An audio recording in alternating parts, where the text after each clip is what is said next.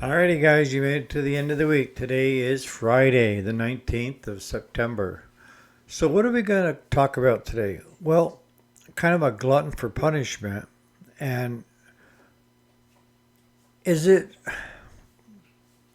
well, let's just say, let's put it right out there this way is that if running a small engine repair business or an automotive repair business were easy, everybody'd be doing it, right? So, I mean, if you go into the thing with, stay tuned.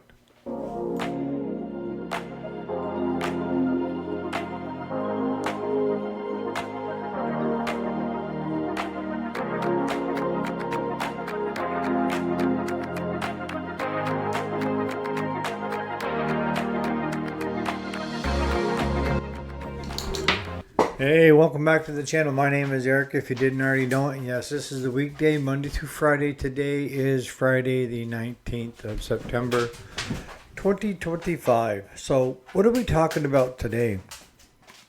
Talking about, when is the right time to open a business, and only you can make that decision. What I see most people do is they put it off and put it off, put it off. And it's not that they're putting it off because they're trying to learn more about what's going on and how to do things. Like, there's a lot of stuff that goes on behind the scenes of opening up a repair shop of any kind. Everything from the local ordinances, laws, everything else, and waste disposal. There's so many things that go into it, and making sure that you have your tax ID, your business name isn't taken up by somebody else that already has that business name and you can't have it, even though you just made up a bunch of posters and TV ads for that business. Well, sorry, you can't use that name because somebody else has it. And that means you have to query, and for New York State, you actually have to put the business name that you want to the state to get it approved. And when I first started, the name I wanted to use was already taken. So I couldn't use that. And it was my last name. That was the worst of it. But what I can tell you is what will make you the most successful or bankrupt is employees. Honest to God. You can have all the drive in the world, but if you don't get yourself good quality employees and take care of them, that's the big thing. If they're worth an ounce of whatever, then they're going to be able to walk from you to somewhere else just as quick as they walk from somewhere else to you. So my suggestion is sit down and find out what caliber person do you want. And the type of people that I like to surround myself with, and that includes employees, are people that are honest with themselves and others. I don't want you afraid to say something to me. If you think there's an easier way, don't say, I'm not going to tell you I'm going to do it that way, but I'm going to listen. Because, hey, if there's an easier way and we haven't tried it, then maybe that's the way to do it. But what I found a lot of times with the new ways is I'd already tried it before they got there and it failed miserably. And on a few occasions, we tried it again, but we had a different employee doing it, and it worked out well. So that's why I'm saying that, Mark, you're saying second location and hiring the right people. And the biggest thing is starting with you. What caliber person are you? Are you someone that is a leader? Is someone that your employees will look up to as a leader and willing to follow you? Because that's a big part of it.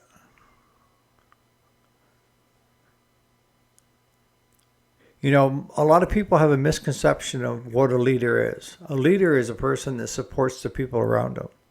Doesn't need to be in the limelight. When I used to work up to the mines, I was a foreman. And I had a pretty good sized crew. And I'll be honest with you, that the zoo crew that I got were the misfits that couldn't work for anybody else. But we made it work. And how did we make it work? Because I give them respect. And respect, if you give respect, you should receive respect. And instead of belittling somebody because they don't know how to do this or that, maybe they're a slower learner when it comes to books and stuff like that, but they're an absolute genius if you show them once patiently, and all they have to do is continue doing that, right? But the crew turned out to be one of the top crews. And yet each one of them was a misfit in somebody else's repertoire, put it that way. So it all starts with you, the business owner. Can you get people behind you that can see your vision, want to get to your vision, and are willing to help you along the way? You don't want people there that are just taking up space that want to get paid on a weekly basis. You want people there that if they get done early with repairs, they're looking for other things that need to be done and around the shop or helping out front. They're not just sitting there with their cup of coffee saying, well, my job is done. See, that never flew with me. Even no matter where I worked before, I didn't have my job. My job was to do the best I could and help and support as many people as I could. And that if that meant if I had an extra half hour or 45 minutes to spare, you would find me helping somebody else get their round finished or loaded or what have you. It wasn't, let's go hide for an hour and collect a paycheck. A lot of people were like that. They had their job and that's all they were willing to do. And those are the people that I have a tendency to stay away from. Even if they're top in their class for what they're doing, you don't want that because it will poison the environment of that shop. You need to have a group that is willing to get along with each other, support each other, and want to see each other succeed. And that has to be self-motivator.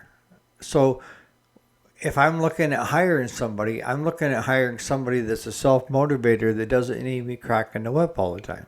Because I'll be honest with you, I'm not big on cracking whips.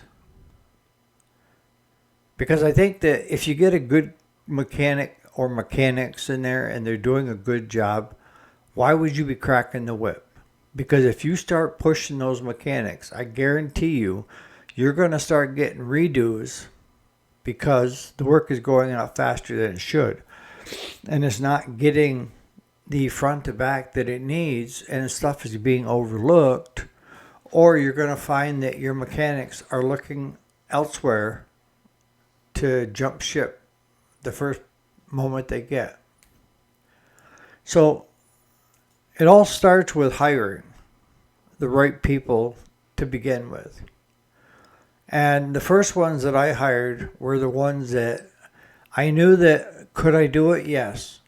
But it would take me a lot of time, a lot of effort, and for what little I had to pay somebody else to do it. An example is payroll.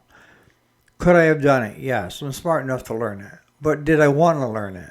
And did I want to spend years trying to figure out the tax codes and stuff like that for a certified public accountant for an incorporated business? And the answer was no. So the first two people I hired were someone to do my payroll and the other one to do my year-end taxes for the business. I compile everything and it's on a jump drive. All they have to do is punch numbers in and collect the $900, right? Claude could never figure that out. Why are you paying an accountant when you do all the numbers? All you got to do is just do it yourself. I said, no, I'd rather have them do it. So the same holds true when you're trying to start a business. I don't care whether it's a repair shop or whether it's retail or whether, it doesn't matter.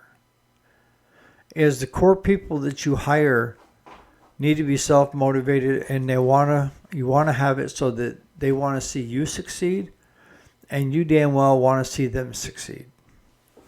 And if you're having a stellar year, take care of your employees, give them a bonus. The problem I see with like profit sharing and all that is employees become accustomed to it. So if it's not there, then it's a negativity instead of it being there and something wasn't expected, right?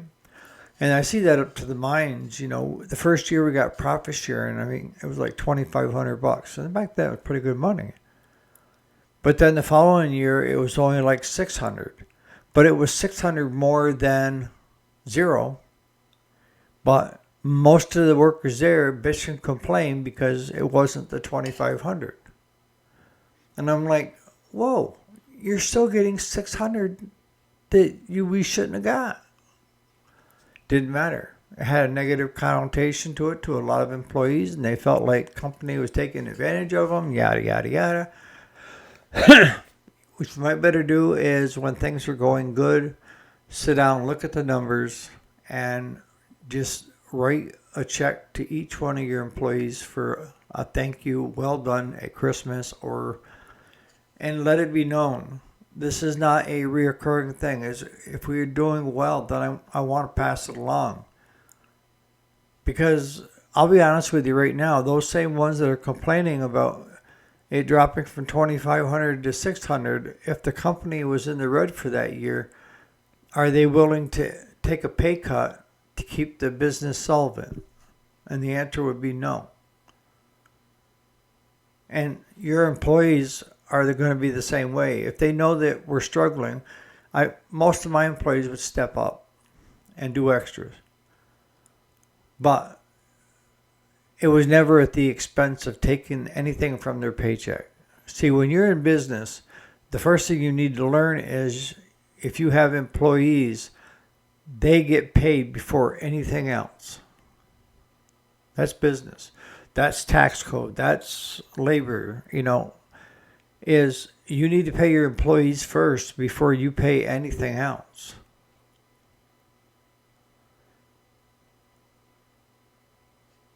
If not, Department of Labor will be visiting you, and it can get costly.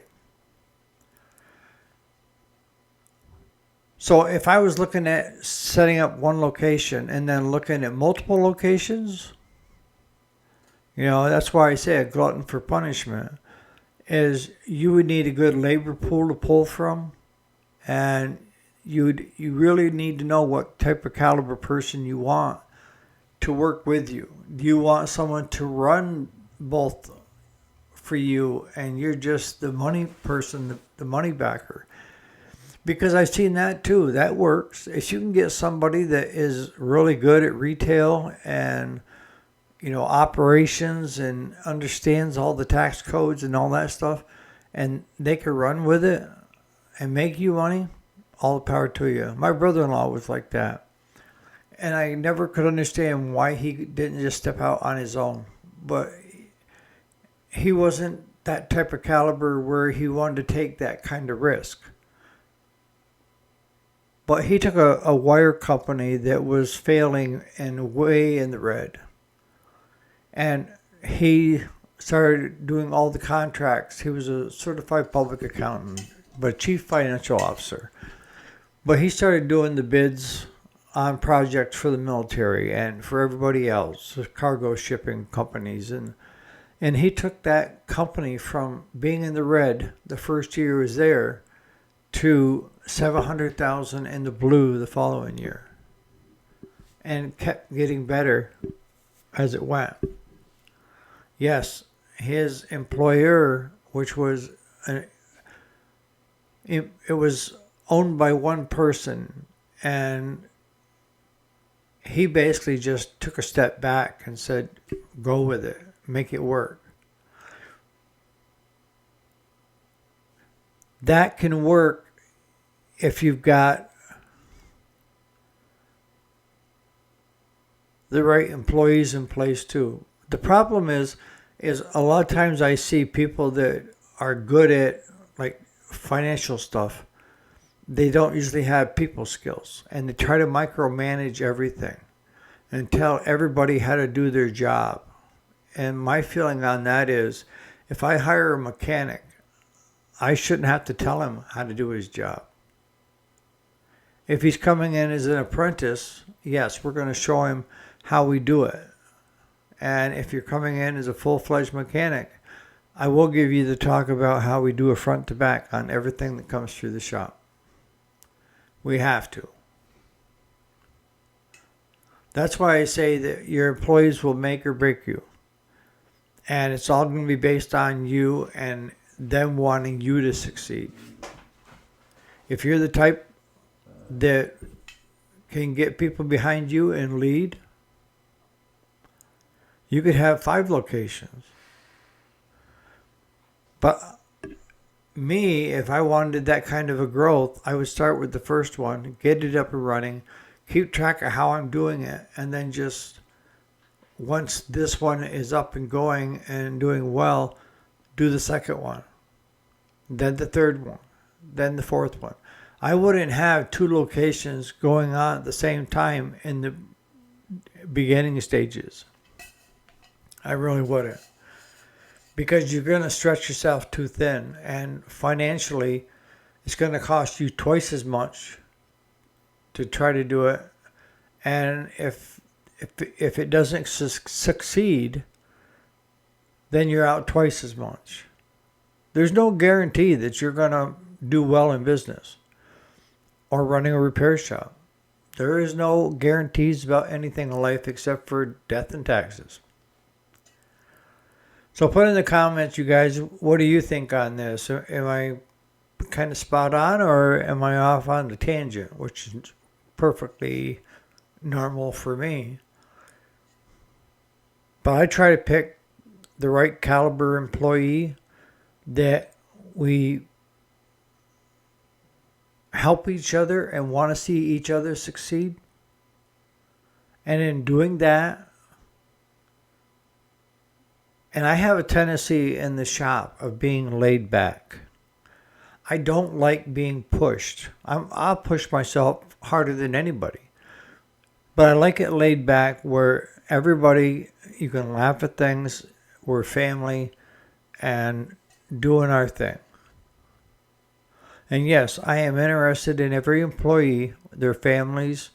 I want to know the families and introduce them. And if one of the kids called in sick, which he did before, an employee had to go take a kid home from school because they were sick, absolutely, family comes first.